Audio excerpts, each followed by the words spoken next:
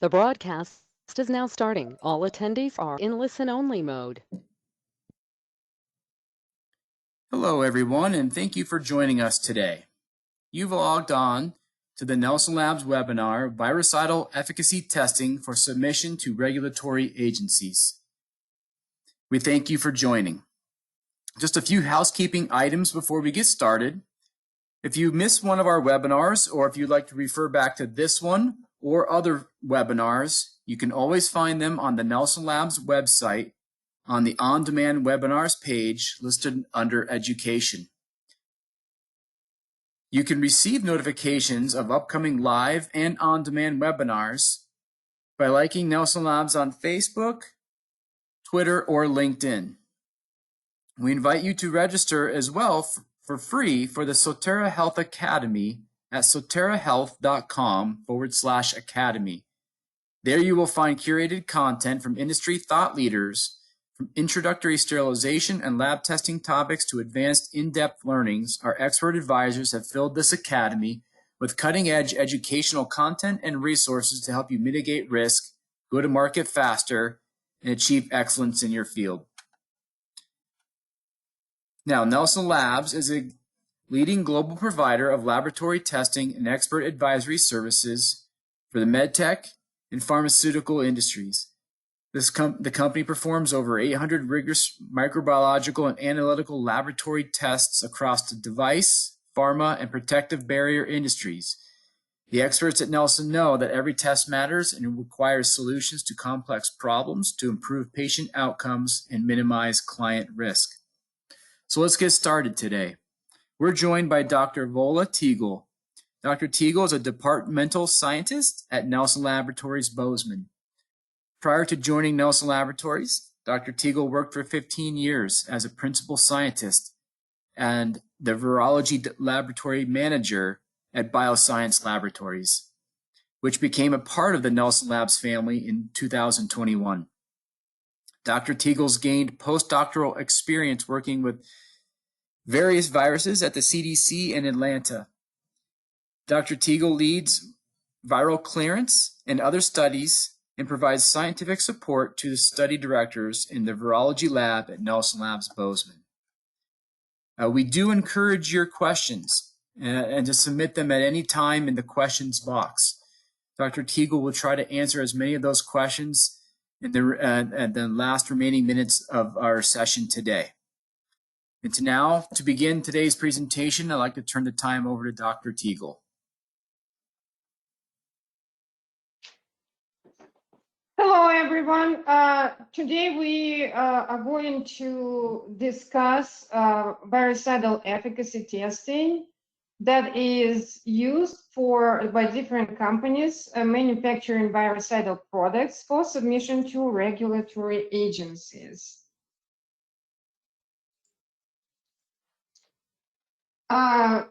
The goal of this presentation is to provide a general overview of virucidal efficacy testing, methodologies recognized by different regulatory agencies, and useful virucidal label claims.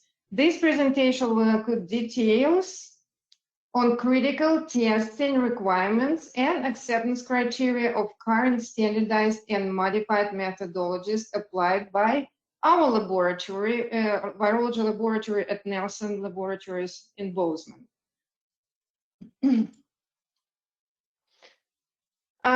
So we have two major regulatory agencies that deal with virucidal and antiviral products here in the United States. This is the EPA, Environmental Protection Agency, and FDA. FDA, unfortunately, does not have any instructions or deal with virucidal claims currently. So in this presentation, we will talk about the methods that are accepted by the EPA and also Health Canada, European Union countries, and Asian regulatory bodies. So the major method that is used for testing of virucidal activity is Astm E1053. This is the standard practice to assess virucidal activity of chemicals intended for disinfection of inanimate non-porous environmental surfaces. This is the method that we all use to test disinfectant products, liquid disinfectants, wipes, spray formulations to submit to the EPA for disinfectant claims. There is a number of methods that are considered and accepted by Health Canada, European Union countries, and Asian regulatory bodies. This is the method for EN 14476. This is a method to test virucidal activity in suspension, and it allows to test antiseptic products and disinfectant products. Astm E201121, it is a American international method that is accepted by Health Canada and European Union.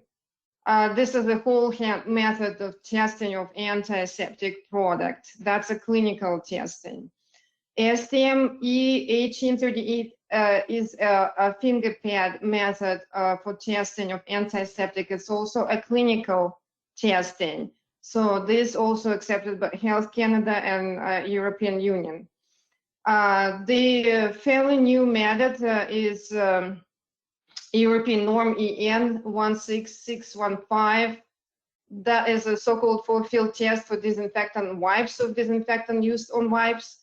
This is a fairly new method that is not designed for particularly for viruses, but it can be modified, and modifications are accepted by European Union.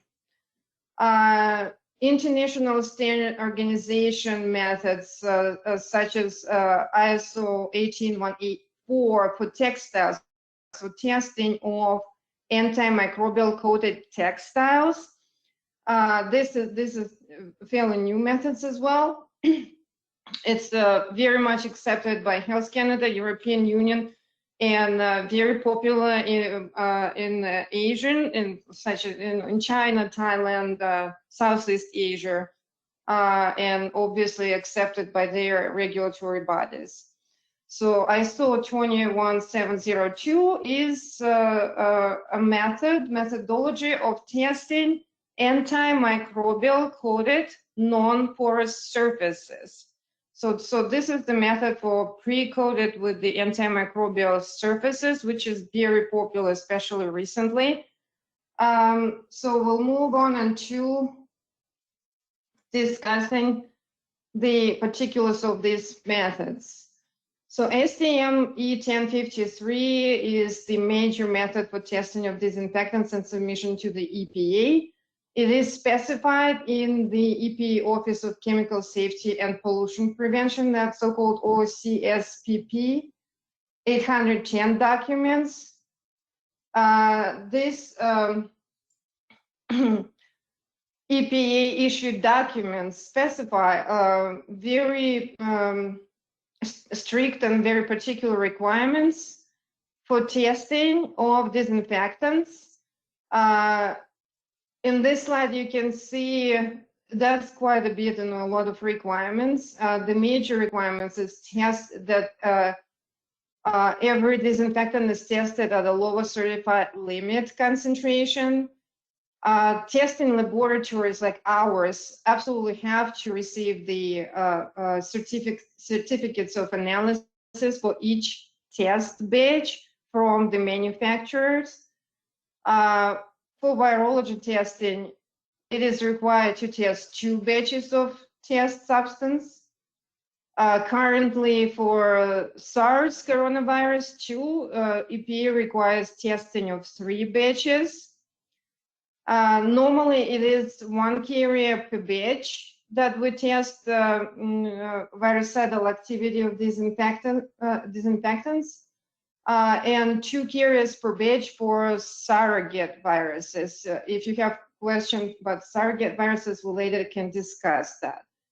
EPA requires the testing laboratories provide justification for selection of test viruses and cell lines. Disinfectants intended for no pre-cleaning claim. That means that there is no pre-cleaning step when the disinfectant is used. That require use of organic soil load. Usually it's 5% heat inactivated fetal bovine serum. That's pretty standard, but there are some other options for different viruses that cannot use this particular organic soil load.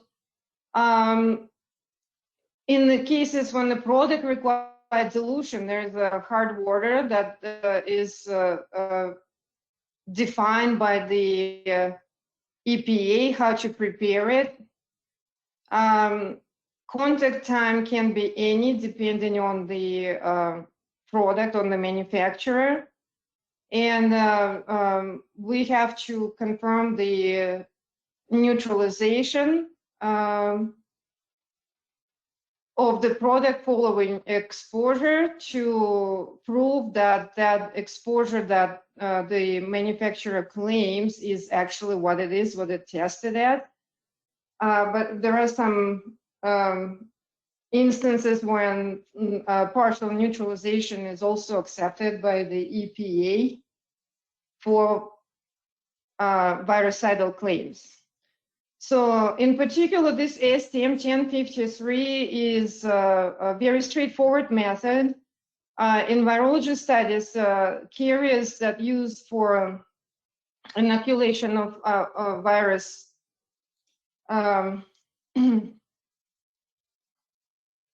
inoculation of virus is okay. I have a carriers that use for inoculation of the virus glass carriers. Virus inoculum is 0.2 milliliter. This is pretty standard procedure. For testing of liquid disinfectants, 100 millimeter diameter glass carriers are used, and for testing of wipes, disinfectant wipes, which are very popular these days, 150 millimeter diameter glass carriers are used. Volume of disinfectant for testing is 2 milliliter for liquids, 3 for sprays, for spray formulations. There's a very particular requirements of folding, how to fold a disinfectant wipe. And the current recommendation of the EPA is to use 4-6 passes for over each contaminated area, which has changed from 8 passes not too long ago. There's a number of controls that are used for this particular method. It's plate recovery control, dried virus recovery, neutralization control. It's always in all virucidal studies. Cytotoxicity control, very important control, which is completely absent from any bactericidal studies. And the reason why, because the viruses grow in cell cultures in vitro. And cell cultures are very sensitive to different chemicals that can be present in disinfectants, obviously, and they can be damaged by that. And if the cells are damaged, the viruses cannot grow in the cells, and that would be a cytotoxicity that is usually goes with every virucidal testing. Then we have virus stock title, which is just the title of the virus. Virus controls, that neutralizer that we use for testing is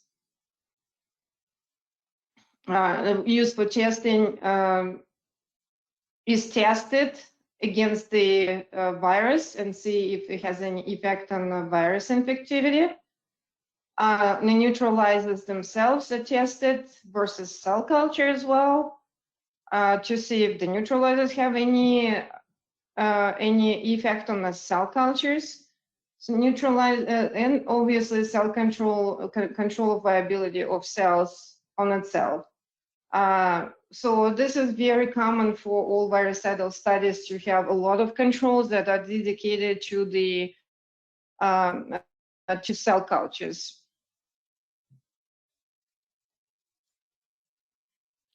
So this method had a number of test acceptance criteria that is not too many. 4 or 5 test acceptance criteria that is usually defined by the protocol and is required by the EPA. So the major criterion is that recovery of 4.8 log 10 of virus per carrier. Another new requirement that was established by the EPA, not a requirement, but rather help for testing laboratories, is that the partial neutralization can be accepted. It just has to be taken into consideration while calculating log 10 reduction of virus population. In that case, all laboratories, us included, aiming or target to have a full neutralization, because in that case we can show a much higher log reduction, and that is usually very much appreciated by the manufacturers of these products. So the next method is European norm. This is 14476. This method is European standard. That is a virucidal suspension test for antiseptic and also disinfectants. This is accepted by regulatory agencies of European countries, of European Union countries, and Canada. It is very popular in Canada, and we have tested a lot of products for submission to Health Canada using this particular standard. This standard has very detailed instructions and requirements for how to conduct this testing. That includes the viruses for different types of products, which we can see as a hygienic hand rub and hand wash. That is defined by the standard, the name, so hygienic hand wash and hand rub. But those are antiseptics. They define what viruses can be tested for full virucidal activity claim, limited spectrum, and only envelope viruses.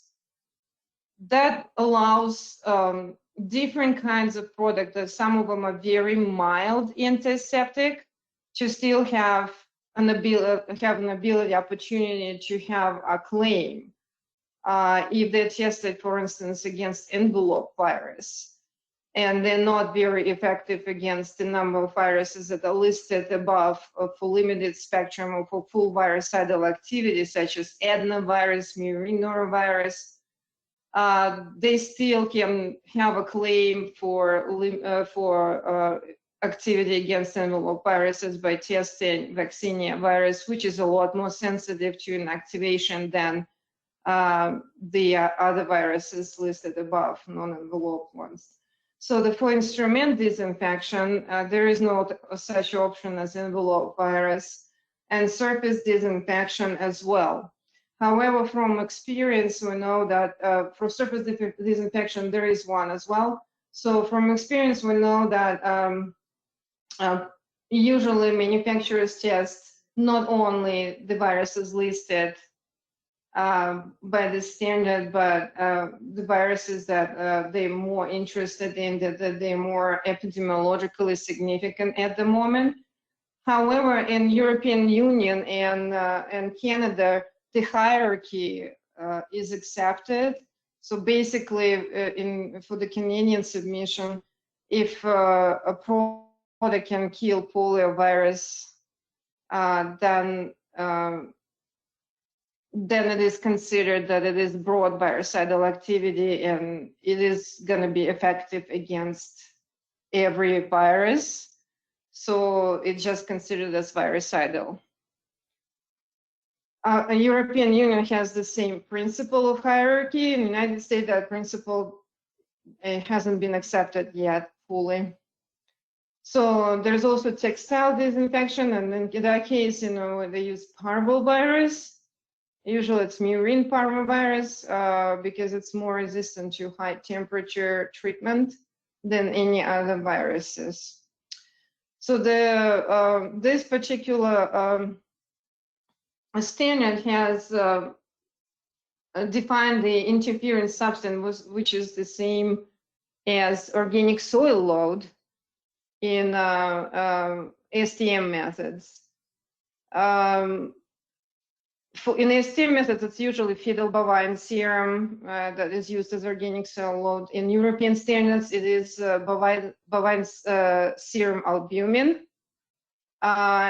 And conditions divided for clean conditions, which is 0.3 gram per liter of bovine serum albumin, and dirty conditions, which is 3 gram per liter of BSA, and also erythrocytes. Usually it's a sheep erythrocytes. So the conditions, the soil challenge is pretty significant in this European standard. What else I can say about this particular standard is that important thing is that usually it's tested 3 concentrations, at minimum 3 concentrations, 2 of them active range concentrations, and at least 1 in inactive range concentrations. Neutralization, as we used to in Astm and American methods, that usually it's chemical, but in this standard it is ice cold medium. However, modifications can be accepted. And a very important feature for this method is that it has the reference and activation test that uses 1.4% formaldehyde. And the acceptance criteria for every test is established by this method, and every time that is the test is run, the reference and activation test is run as well, and it is supposed to meet the criterion. So there's a test acceptance criteria. As you can see, it's quite a bit of information here, and a lot of criteria that testing laboratories need to meet to have this test valid. The majority of them is the comparative titration of viruses under treatment of under different treatments. Neutralization control is everywhere in virucidal studies. An important part is the part Section 4 here is that this is acceptance criteria for reference and activation tests that is supposed to be run together with the actual test, with the testing of the product, and each virus that is being tested in reference and activation test as well. And these log reductions supposed to, all these criteria is supposed to be met every time reference and activation test is conducted. So the next one method is Astm E10 2011. This is a clinical testing of hand wash and hand rub formulations. In other words, antiseptic formulation using entire hand of human subjects, adult subjects. This method is accepted by Health Canada, and it is the major, let's say, clinical testing method in the recent past. So there is a recommended viruses for this testing, which would be human rhinovirus, rotavirus, feline calicivirus, which is a surrogate for human norovirus, or murine norovirus, MNV, that is also a surrogate for human norovirus, adenovirus type 5 or type 2. For this test, the exposure obviously per manufacturer, this one requires organic soil load with fetal bovine serum. Hard water is 200 ppm for products that require use of water. Usually it's 2 lots, but it depends on the regulatory agency that are tested. It has a number of controls that allows to control every aspect, every parameter of this testing, which always includes cytotoxicity control and neutralization control, and some external baseline control in this situation is the control of the recovery from hands that is then used for calculations of reductions.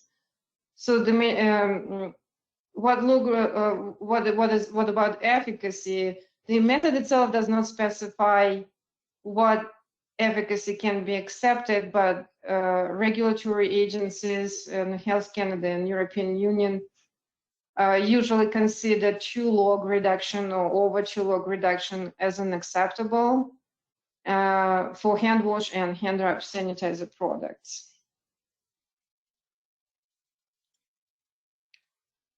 So the next method is Astm E 1838. This is similar to previous method for clinical testing by using finger pads of adults.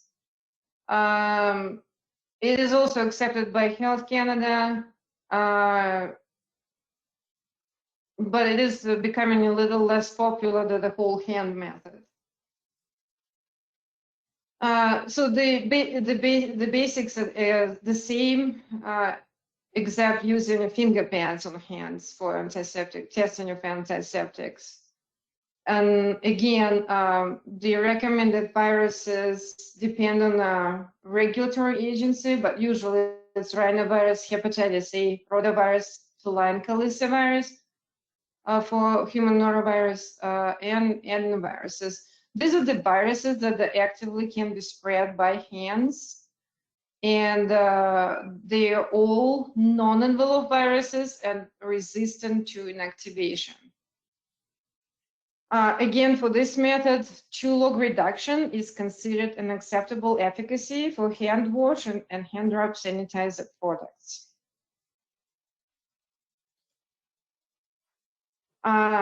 This method was developed in 2015. This is EN 16615. This is the European Union, European norm.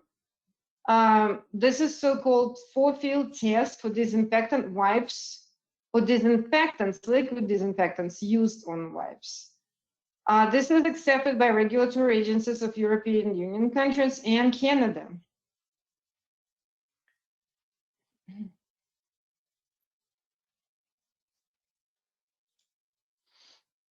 So the method itself is rather is worth talking about because it's a bit different from what we have used before as far as testing of virucidal products. That utilizes as a carrier a strip of PVC with polyurethane coating.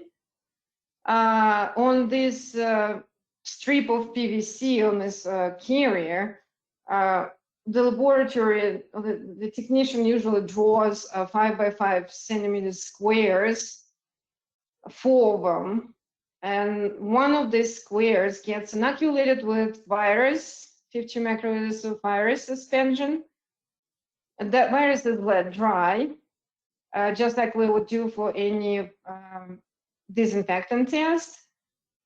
Then they have a so-called unitary weight, which is a granite block that weighs 2.3 to 2.5 kilograms.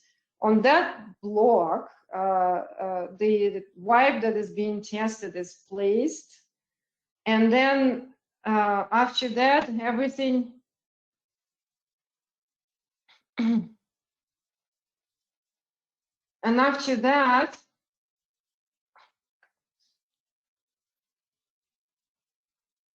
everything gets wiped using this unitary weight.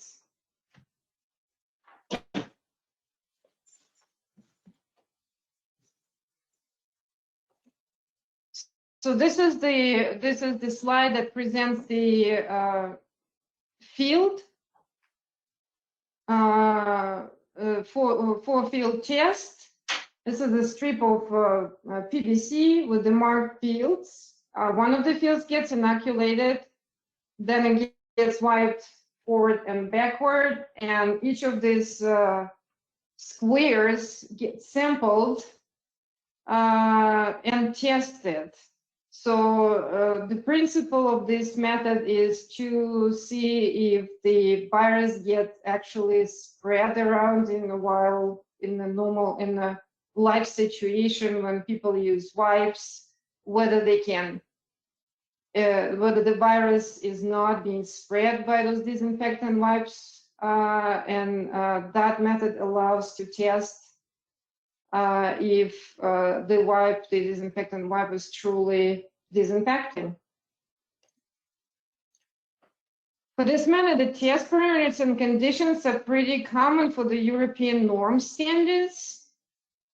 However, this method is not designed for viruses at all. This is for bacteria and yeast. This method can be fairly easily modified to be used for viruses, and this modification is accepted by the regulatory. There's a number of publications, scientific articles describing modifications of this method for viruses. So the major conditions here is same as in a lot of European standards, is the presence of the interfering substance, which would be again clean and dirty conditions. The controls include the neutralization and cytotoxicity control, as in every virucidal test, Astm or EM or ISO. So the next method that we are going to discuss is the International Standardization Organization ISO 18184. This is the method of testing of textiles that were antimicrobially coated or treated. This method is accepted by European Union and Asian regulatory agencies. This method has very specific recommended viruses, such as human influenza H3N2 and feline calicivirus as a surrogate for human norovirus. And we were asked many times question about the exposure time that can be used. This can be any exposure up to 24 hours, but not more than 24 hours. That's defined by the standard. It's the interesting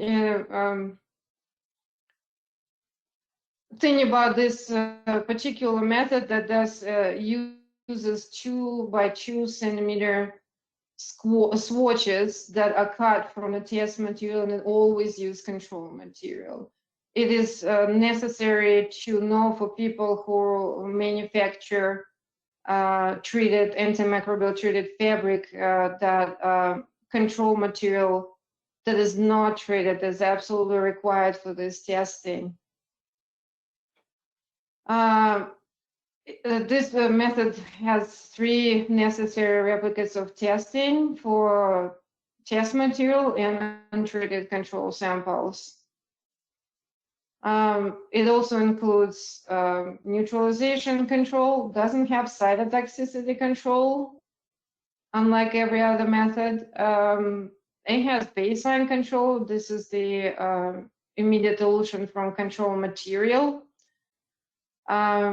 Untreated control material is also exposed to the virus for the duration of exposure. Every single exposure that is used for testing, control material is also exposed to the same time. Sterility control, if you read this particular method, it's not listed as, as necessary. However, from experience, we know that a lot of these treated materials cannot be sterilized. It will damage their it will damage the chemicals that are used for treating this material. So we introduced a sterility control that allows us to explain to regulatory why we do not sterilize it. So we have a sterility control, and plus people who work with viruses always know that every media used in virology uses a lot of antibiotics that allows us to eliminate a simple bacterial or fungal contamination and maintain the sterility of the media of the test. So that's something that introduced in our laboratory, and it seems to work and allows us to avoid problems with the sterilization of fabrics, treated fabrics. So this method gives an acceptance criteria as well, and also this method suggests a categorizing of the log reduction. What effect can be considered as good effect or excellent effect. This is pretty rare. Usually, methods do not suggest any assessment or assessment of efficacy.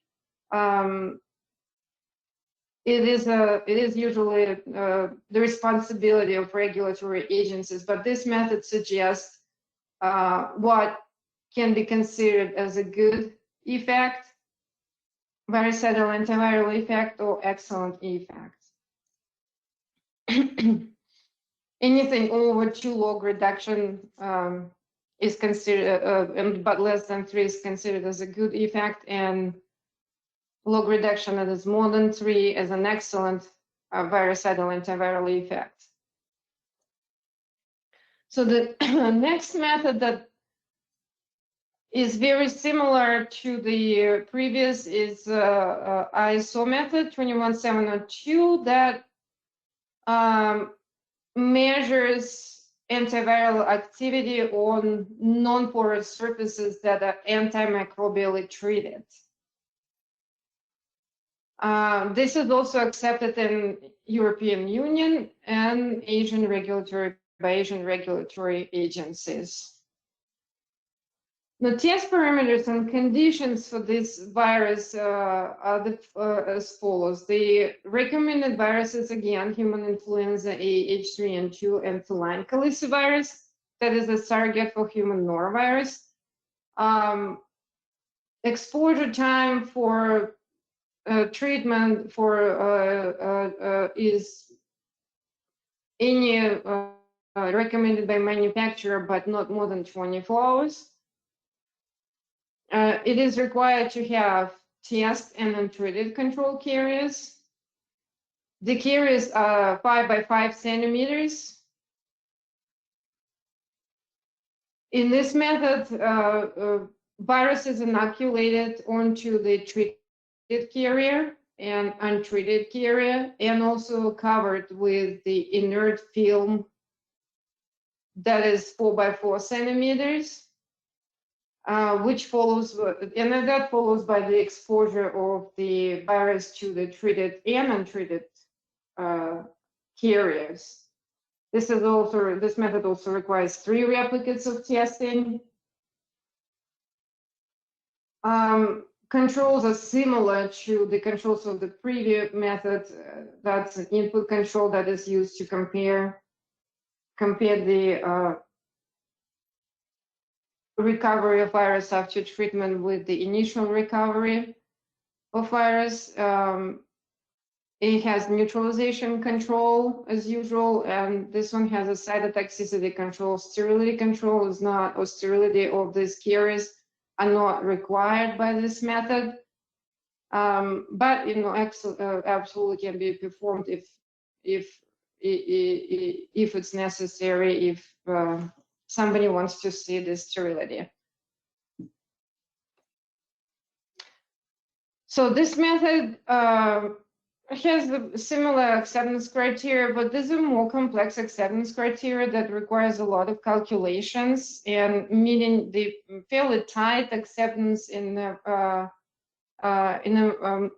virus recoveries. The difference everywhere is pretty small, so all laboratories usually pay attention to the titration to the virology techniques, because sometimes it's very difficult to meet this tight acceptance criteria in this method. This method does not propose any assessment of the results like ISO 18184. However, from the experience, we know that 2 and more than 2 log reductions is considered as sufficient for the pre-treated surface to be considered as effective virucidal treated surface. So I think at this point, I was able to talk about all the methods that I plan to talk about. And if you have any questions, please. And we also have the reference for the website of EPA website that has information about EPA testing, EPA submission. Astm, EN, and ISO standard methods are available from corresponding websites. However, they have to be purchased. Each method is copyrighted. So we can also, our laboratory staff can also answer the questions. If you have any questions, about your product, about how we test it, how it has to be tested, what modifications we can use. So there's people as myself at VTEagle, Kelly Birmingham at Key Birmingham, and Penny Chemnon-Pauls that they can answer your questions. We can answer your questions if you have some later. So now I will turn it back to Mike.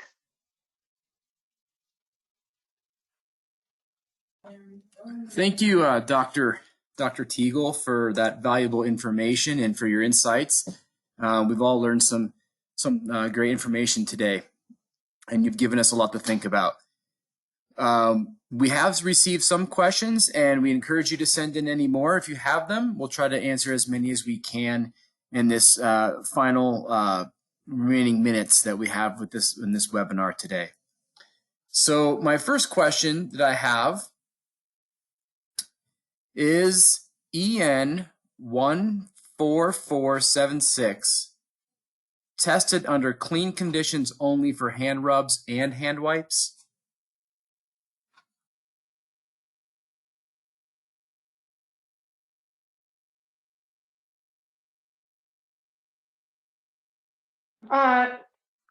Yes, under clean conditions. No. So if you look at this, the table, this is a table from the standard itself.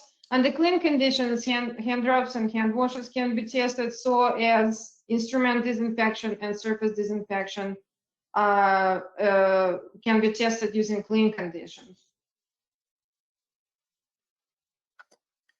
Great, thank you. Here is our next question. Can you explain about the chemical neutralization for Astm E 1053? And what is the volume of the chemical neutralizer? The volume of chemical neutralizer depends on the it's determined or defined by the laboratory. We normally use 1 to 10 dilution. If necessary, it can be 1 to 100 dilution of the product in the neutralizer. The chemical neutralization is a use of neutralizers that contain chemicals that are capable of neutralizing the chemical in a test product. So, for instance, chlorine can be neutralized by sodium thiosulfate very quickly. So, in that case, your neutralizer should contain sodium thiosulfate if your product is chlorine.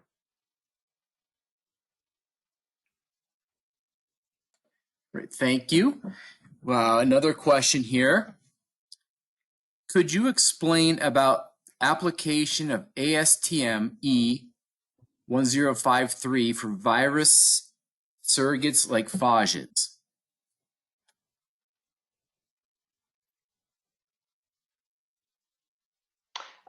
Excuse me, viruses, surrogates like what? Like phages, phages. Oh, like phages, okay.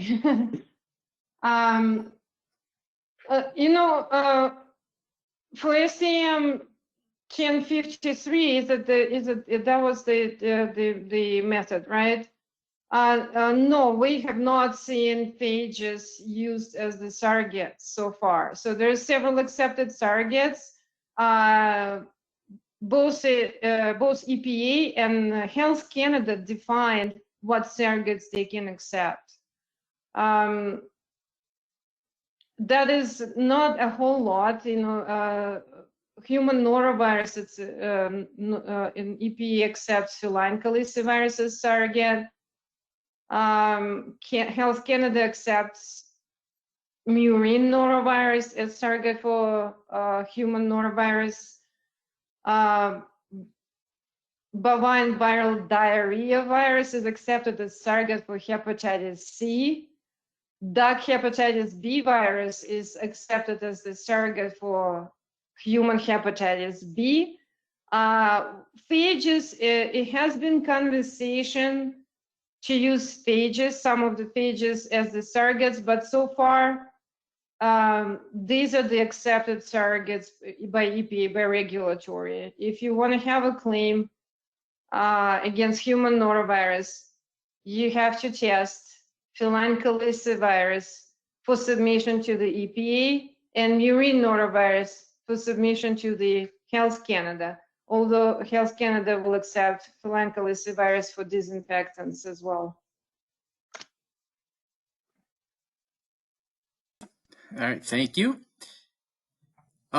Next question is, do you know if using Cephadex, I think I said that right, gel syringes for neutralization is acceptable by EPA or only chemical neutralizer is acceptable? EPA will accept Cephadex filtration, absolutely. You have to justify, EPA likes more the chemical neutralization, let's say that, you know, but they don't really, they don't have any objections against Cephadex filtration. Yes, if it's necessary to do Cephadex filtration, then yes, absolutely, they will accept it. Perfect. A couple more questions here. Does EPA or FDA recognize ISO textiles and or treated surface standards, ISO 18184 and ISO 21702 respectively? No.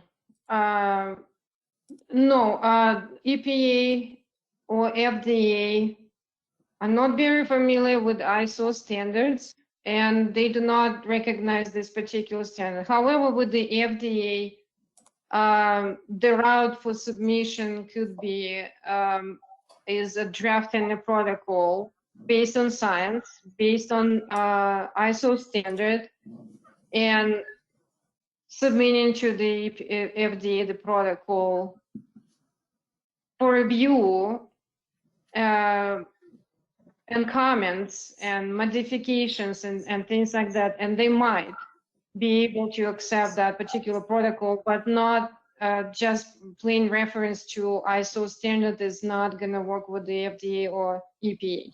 So the EPA is currently working on, let's say, a way to accept claims for treated, antimicrobial treated surfaces. So there has been the protocol that's called Protocol 01 has been published for probably 5 years but it hasn't been much used.